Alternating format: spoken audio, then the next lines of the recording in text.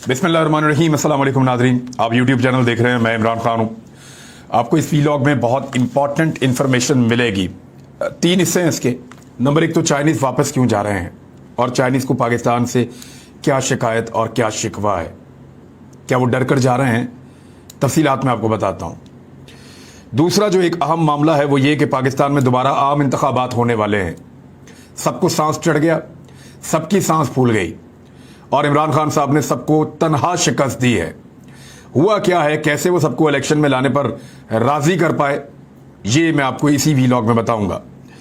13 ऐसे पॉइंट्स हैं जो पाकिस्तान के इदारों के पास भी मौजूद हैं, ताकतवर हलकों के पास भी मौजूद हैं, और ये वो 13 शिकायत हैं जो अमेरिका को इमरान खान से थी।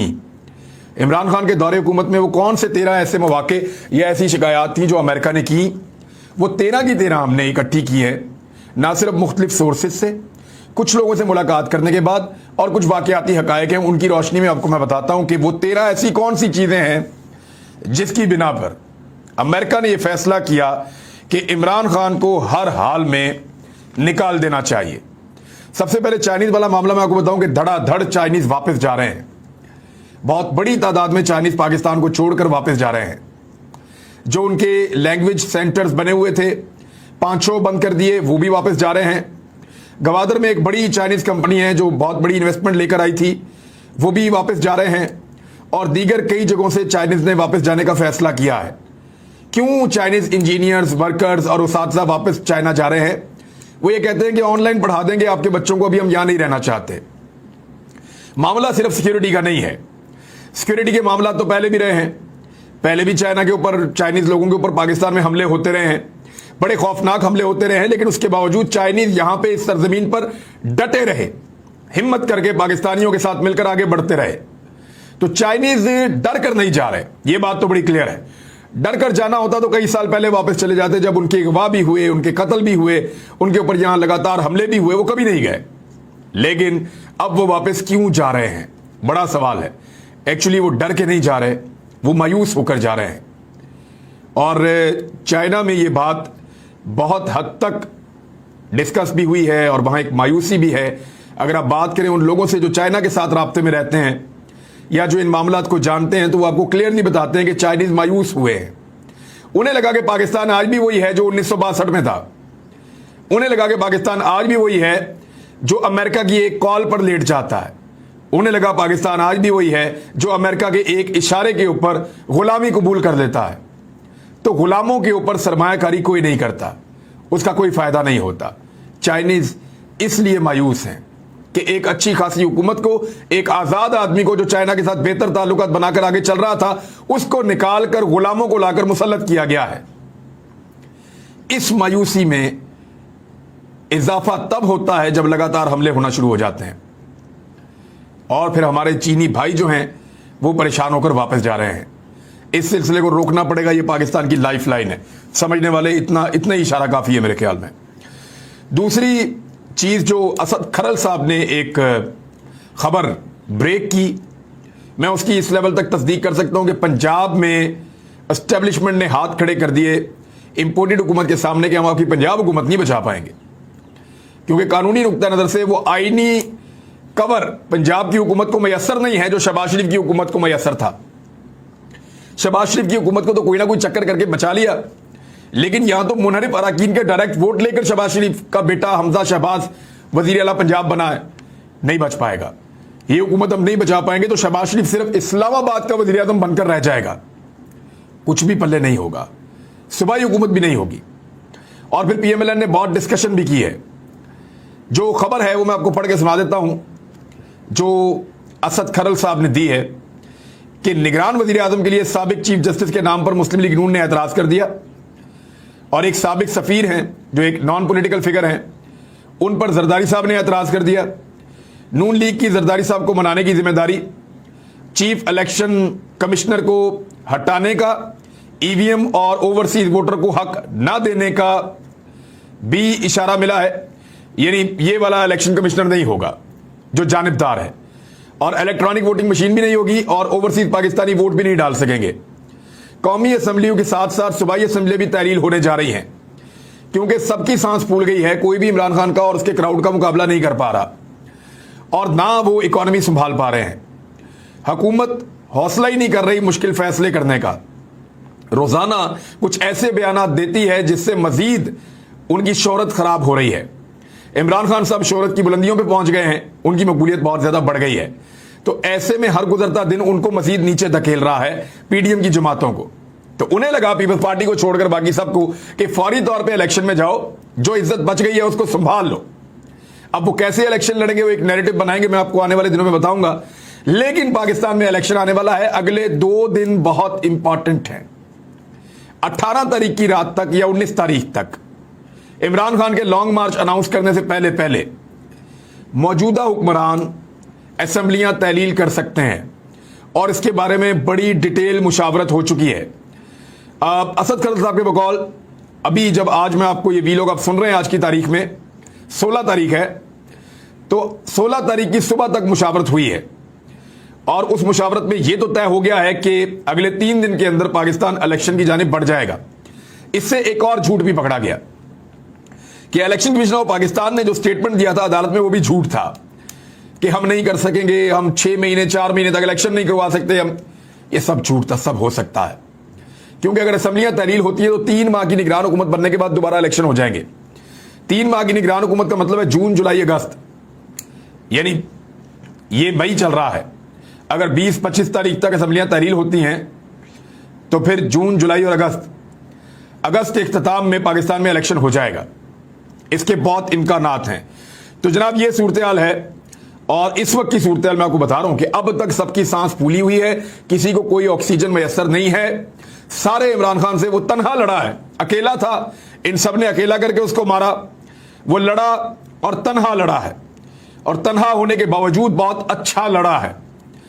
ये सारे किलाबंद थे, इनके पास बाकायदा कवर्स थे, शील्ड्स थी और ये इकट्ठे थे और उसको अकेले को हाथ पांव बांध कर इन्होंने पहले मारा था।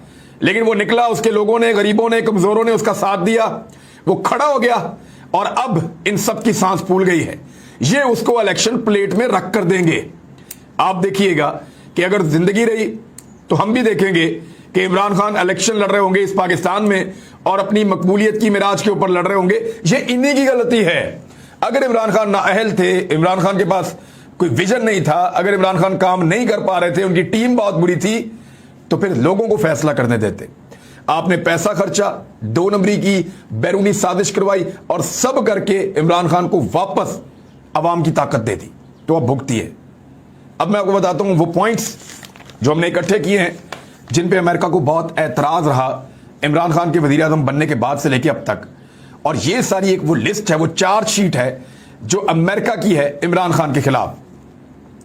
यूएन में जो इमरान खान साहब ने पहले तकरीर की थी उसके बारे में इमरान खान साहब को मुतनब्बा किया गया था कि आप यूं बातें नहीं करेंगे, और इमरान खान साहब ने जुबानी वो तकरीर की थी और उस तकरीर में इस्लामोफोबिया का जिक्र भी था। उस तकरीर पे अमेरिका को बहुत एतराज था और अमेरिकन ने ये कहा था कि ये पॉलिसी पाकिस्तान की ठीक नहीं है और ये खारजा पॉलिसी अमेरिकन को पसंद भी नहीं है कि वहां पे खड़े होकर भारत को भी इमरान खान साहब ने साफ धमकाया।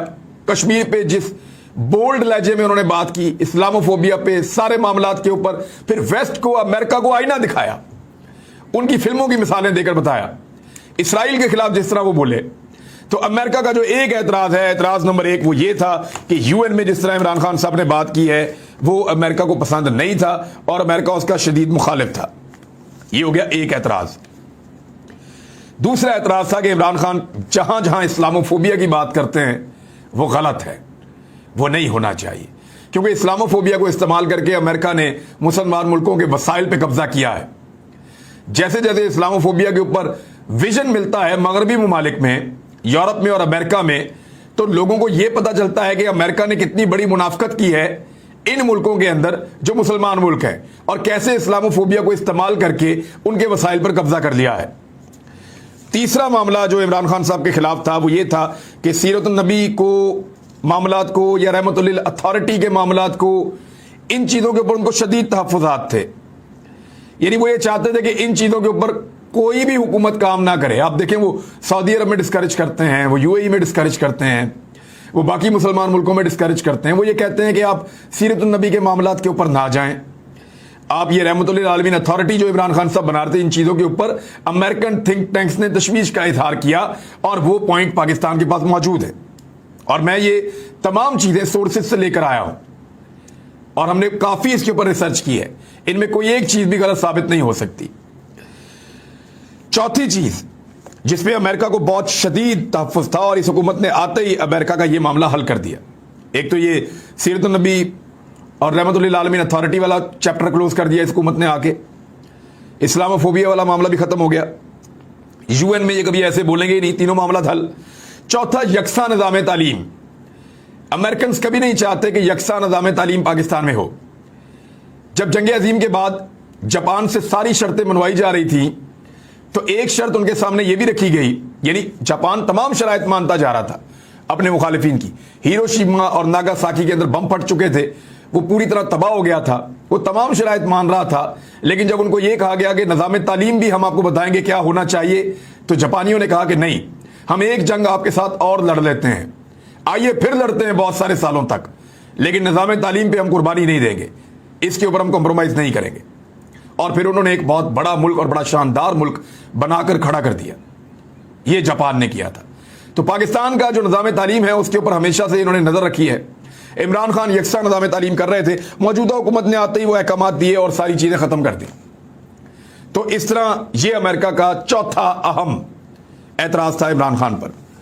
पांचवा एतराज एक और था कि इमरान खान साहब जो इस्लामी तारीख के ऊपर काम कर रहे थे, मिसाल के तौर पे ड्रामाज, बाकी चीजें और तारीख के हवाले देना, जैसे अलकादर यूनिवर्सिटी, इस टाइप के प्रोजेक्ट्स के ऊपर भी उनको एतराज था और वो सुनगुन लेते रहे हैं यहां इस्लामाबाद में और दीगर इलाकों के अंदर कि एक्चुअली ये करना क्या चाहते हैं, और उनको इस पर बहुत तशवीश थी।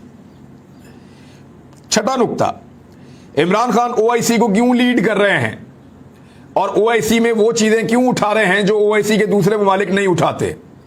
ये बड़ा सीरियस इशू था अमेरिका को, वो हमेशा से ओआईसी को दबा हुआ देखना चाहते हैं, सिर्फ यूएन जहां पे उनका कंट्रोल है उसके जरिए से चीजों को करना चाहते हैं। और ओआईसी में चाइनीज को बुलाना, ओआईसी के अंदर सबके सामने वो मौजूआत रखना जिसके ऊपर नॉर्मली मुसलमान मुल्क भी बात नहीं करते। तो इस पे अमेरिका को बड़ी तशवीश थी, खासतौर पे इस्लामोफोबिया को लेकर। और ओआईसी को जब पाकिस्तान लीड कर रहा था और इमरान खान जैसा लीडर, तो उनके लिए ज्यादा मसाइल थे।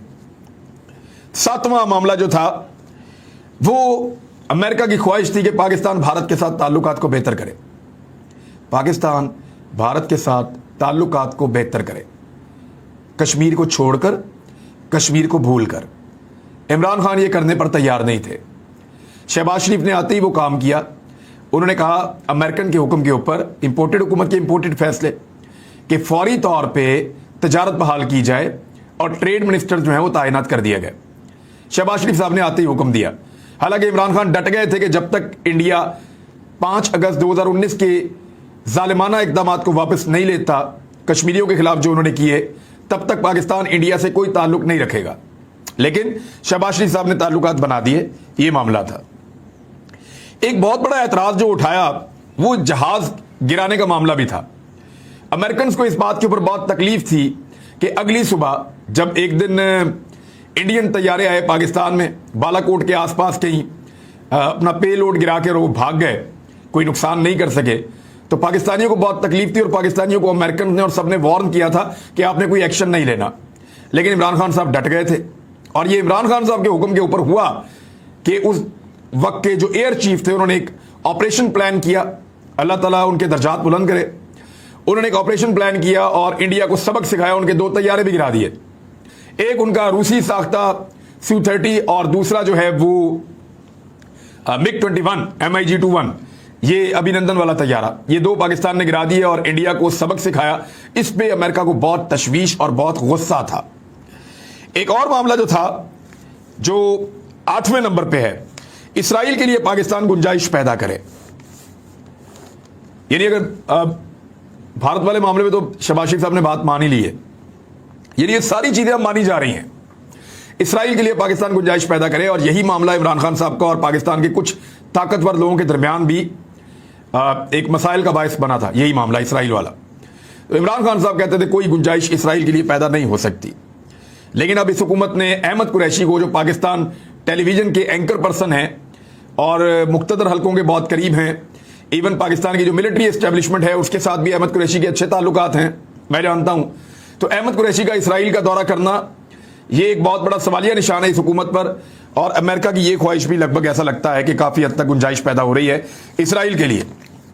जो नौवां उनका नुक्ता था या उनका पॉइंट था अमेरिकन का एतराज इमरान खान के बारे में, वो ये था कि चीन से पाकिस्तान लिमिट्स डिफाइन कर ले कि यहां तक चीन के साथ ताल्लुकात रहेंगे, इससे ज्यादा नहीं होंगे, और वो अमेरिकन के साथ बैठकर करे।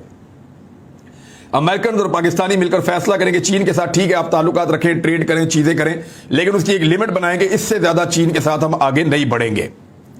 रूस से पाकिस्तान मुकम्मल ला ताल्लुक ही करे, ये 10वां नुक्ता था। 11वां नुक्ता ये था, और इमरान खान साहब का दौरा उसके ऊपर जल्दी का तेल का काम कर गया। 11वां नुक्ता यह था कि अफगानिस्तान पर कंट्रोल के लिए पाकिस्तान अपने अड्डे दे जिसके खिलाफ कोई कानूनी चाराजोई ना की जा सके, यानी पाकिस्तान अड्डे दे और इस तरह के अड्डे दे, इस अंदाज में दे कि उसके ऊपर कोई कानूनी चाराजोई आलमी अदालत में या कहीं पे भी ना हो सके। यह था 11वां नुक्ता। 12वां था कि यूक्रेन के मामले के ऊपर गैर मशरूत हमायत पाकिस्तान अमेरिका की और नेटो की करे और रशिया के खिलाफ खड़ा हो जाए। और 13वां जो आखिरी नुक्ता है वो ये था कि अमेरिका को ये लगता था कि उनके जितने भी प्रॉक्सीज पाकिस्तान में काम कर रहे हैं उन सब के लिए पाकिस्तान में हुकूमत गुंजाइश पैदा करे। उनके प्रॉक्सीज कौन लोग हैं? रवायती पॉलिटिकल पार्टीज, वो पुराने इंपोर्टेड हुकूमत के जोकर्स, उनके केसेस खत्म किए जाए, उनकी सियासत के लिए गुंजाइश पैदा की जाए। तो ये भी अमेरिकन का एक मुतालबा था। तो ये 13 ऐसी चीजें हैं जो इमरान खान के खिलाफ अमेरिका ने खड़ी की थी, और इनकी बुनियाद के ऊपर इमरान खान का रजीम तब्दील किया गया है। इनमें से कुछ 10 के करीब चीजों पे मौजूदा हुकूमत ने अमल कर दिया है, 3-4 चीजें रह गई हैं, 9-10 चीजों पे उन्होंने अमल कर दिया है। तो आप अंदाजा कीजिए कि रजीम चेंज ऑपरेशन एक हकीकत था या नहीं। ये पॉइंट्स आपको बहुत अच्छी तरह क्लियर कर देंगे क्यों इमरान खान सबकी आंखों में कुटकता था। अब समझ आइए आपको। अब तक के लिए इतने, अपना ख्याल रखिएगा, अपने इस चैनल का भी। अल्लाह हाफिज।